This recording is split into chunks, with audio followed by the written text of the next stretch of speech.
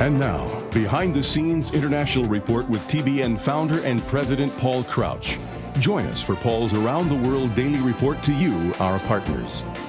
I will bless the Lord at all times, and His praise shall continually be in my mouth. I am Paul Crouch Jr., filling in for the founder president, and it is my honor to do so today. We have a very special Behind the Scenes program.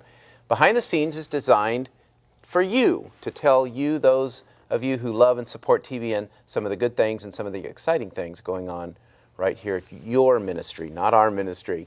I'm going to take you to the Holy Land in a few minutes and show you this wonderful theme park in Orlando.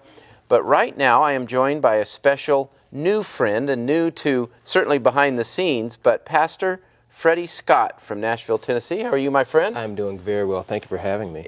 Freddie and I actually literally bumped into each other at a National Religious Broadcasters Convention, and he gave me a copy of his book, and it just, the title intrigued me, The Dad I Wish I Had. Now, you are a former National Football League player, played for 4 years, but what is the book really, synopsis? What's it about?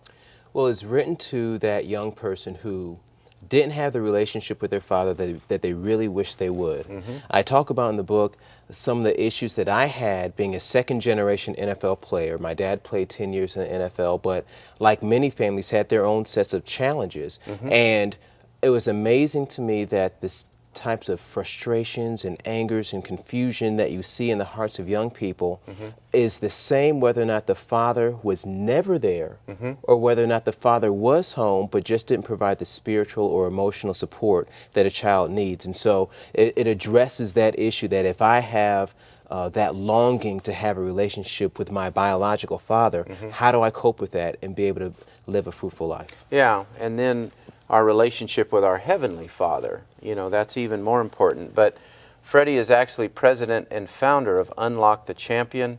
He's the associate pastor of Word of Faith in Nashville. And again, we're going to get into the book and talk about, really about fatherhood. And I want to ask you a few questions about the NFL. I know we all know that NFL stands for not for long, but tough league, right? Very tough. You made it, but just what was that like? It's a dream come true. I remember walking out on the field at Candlestick Park, and I'm warming up, and I look across the field and I see Jerry Rice and Steve Young, and these are guys that were posters on my walls in my bedroom growing up, and I'm playing on the same field with them. Yeah. And then a couple years later, you twist an ankle, you pull your hamstring, mm-hmm. and before you know it, the career's over before you feel it really got started. And so having a relationship with Jesus Christ was the foundation to even be able to move on in my life. Sure. Because for the past 8 to 10, 12 years, my entire life had been centered around being a football player. Right. And when you can't play anymore, what do you do now? Who right. am I? And so God really helped me through that process. And that's got to be a tough transition. I know we had a picture. You played for Penn State. I did. You played for, what, Joe Paterno? He's still there, believe it or not.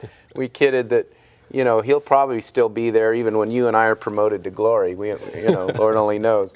But anyway, interesting experience. We're going to talk about that, talk about fatherhood, and really how all of us can be better fathers, even if, and I know you address it in the book, what if you had no father, come from a single home? I know today 40% of kids grow up with no father at all. Right. That's right. And so we're going to discuss that and talk about it in just a minute. But before we do, I want to take you to Orlando, Florida, the Holy Land experience. Have you been there yet? I have not. Yeah. I'm looking forward to it. Well, I know the right people, so if you go to Orlando, I'll get you in for free, and you can go catch some passes maybe around the theme park there. But it's a wonderful place. We've got some wonderful new plays, concerts, different guest speakers coming. So just if you're in that area, go check it out. Like I said, my sweet mom has pretty much moved there, and I don't know that she's ever coming back to California. She loves Orlando so much. But let's go right now. The Holy Land experience, something that really I know you will enjoy. Take a look. Experience